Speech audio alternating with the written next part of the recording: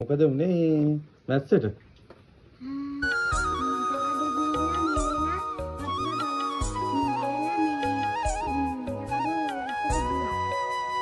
පස්සේ මේ රැලි වෙනකන් තෙමුණාද ගේ?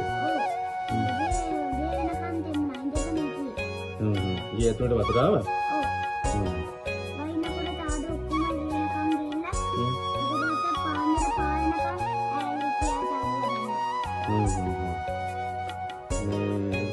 එතන ඒ කට්ටිය එතන ඉන්න වල කුලියට දින්නේ. ඔව්. කුලිය කීයද? එතන කොහොමද රැයට දෙක කෑවේ එහෙම?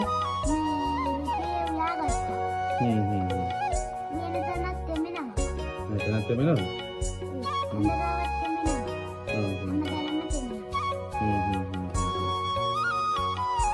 දැනට ඔයාලට ඔය දැන් ළඟ ගෙදරක් දුන්නද මේ తాවකාලිකව ඉන්න? ඔව්.